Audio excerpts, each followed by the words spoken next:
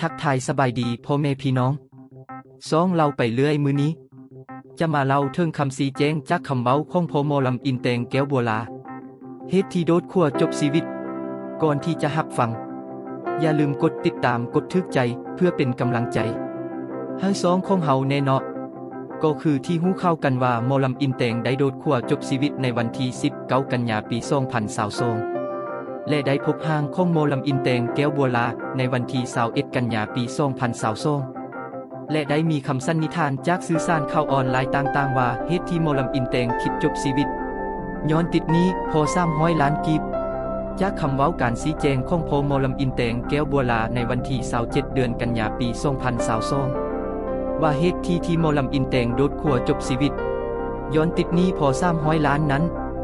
มันบ่แม่นความจริงเงินคำทึ่งมีค่าหลายส่ำใดก็เปรียบเทียบเท่าชีวิตของลูกสาวหมอลำอินแตงบ่ได้และพอเพิ่นยังได้กว่าว่าการสูญเสียในเทื่อนี้แม่นสูญเสียหมอลำต้นๆของเมืองลาวไปอีกบุคคลหนึ่งก็ว่าได้และเป็นที่ทำใจได้ยากสำหรับครอบครัวจนถึงตอนนี้ส่วนสาเหตุที่เฮ็ดให้หมอลำอินแตงจบชีวิตในเทื่อนี้อาจเป็นย้อนทึกบุคคลหรือเจ้านี้มานับคู่จนเป็นเหตุให้หมอลำอินแตงคิดสั้นสุดท้ายนี้ขอแสดงความเสียใจกับเหตุการณ์ที่เกิดขึ้นในเทื่อนี้ก็เป็นกำลังใจให้ครอบครัวผู้สูญเสียด้วยรับชมการชี้แจงจากพ่อของหมอลำอินแตงได้เลยภาพข่าวจากน้องเมพาทัวร์คนทั้งหลายเขาว่าต้องฟ้องถึงศาลป้าก็ฟ้องถึงศาลจะหมดเสียหลายเขาบ่ยอมบ่อยากไปแก้นี่ละถึงศาลถึงสองเขาอยู่ห่างให้เงินเขาว่าเดียวจบกันเพียงตัวนั้นนี่เขาได้หาอยู่หากินเฮาก็มีเวลาในหาอยู่หากินใครก็เที่ยวสิขึ้นไปเว้ากันอยู่ศาลเฮาบ่เกิดเป็นคนขึ้นมาหาบ่มักจะดีเฮาบ่มักเรื่องเฮาบ่เคยขึ้นขวนว่าศาลนี่มาสันนี่เป็นหนี้เขาหาใจกันมากตั้งแต่ปุ่นหอดเท่าปนีบ่จบมาเจอกับโควิดเป็นบั่นสุดท้ายของชีวิตบริการบ่มีการเคลื่อนไหวไปร้องไปร่ำมีบางเด็กน้อยออกตลาดก็ยังบ่กลุ่มที่ตาที่ใจคล้ายเฮือนมาใส่หนีโลกหนีย้อนว่าบ่อยากให้มีมลทิศในครอบครัวบ่อยากให้ลูกทุกข์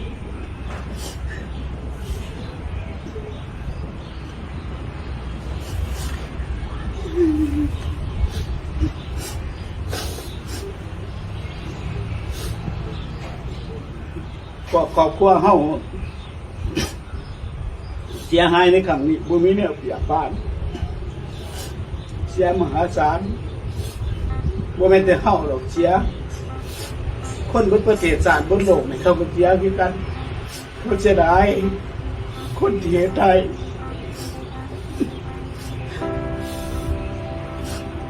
ความเสียหายมันยิ่งใหญ่บ่เคยมีในชีวิตเฮาแต่เฮาก็ภูมิใจที่สังคมพี่น้องทั้งไกลและไกลผู้มีเจตนาหวังดีให้ความช่วยเหลือพวกเฮาในการดูแลศพของนางอินแตงมีทั้งผู้น้อยผู้ใหญ่มีทั้งหางบริษัทเป็นบุคคลไกลๆมาจนหาบ่อนเพิ่งผ้าอาศัยบ่มีเต็มเดินวัดเดินว่า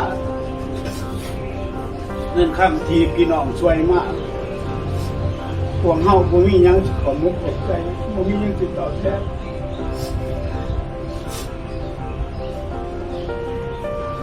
มีแต่ตาขึ้นในการดูแลศพของนางอินแตงมีทั้งผู้น้อยผู้ใหญ่มีทั้งหางบริษัทเป็นบุคคลไกลๆมาจนหาบ่อนเพิ่งผ้าอาศัยบ่มีเต็มเดินวัดเดินว่าเงินคำทีพี่น้องช่วยมาก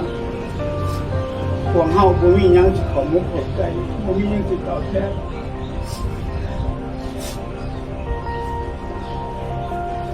มีแต่ตาขึ้นก็ขอความมุกขอบใจตัวนี้แล้วพี่น้องเอ้ยน้องอุดหนุนสดใจช่วยพวกเฮามากบ่ได้เฮ็ดหยังดอกพวกเฮาต้อนรับแขกรับคนจะซ้ำแล้วงานของเพิ่นอาทิตย์หนึ่งพอดี เดี๋ยวเกี่ยวกับมากันมา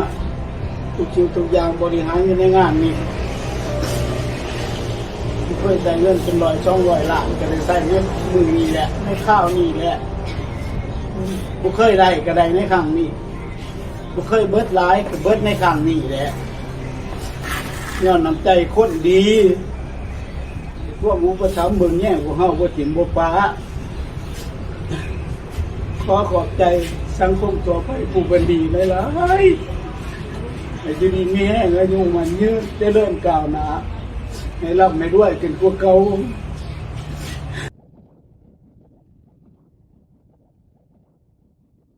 ขอขอบใจในการติดตามและรับฟังหากการรายงานข่าวสาร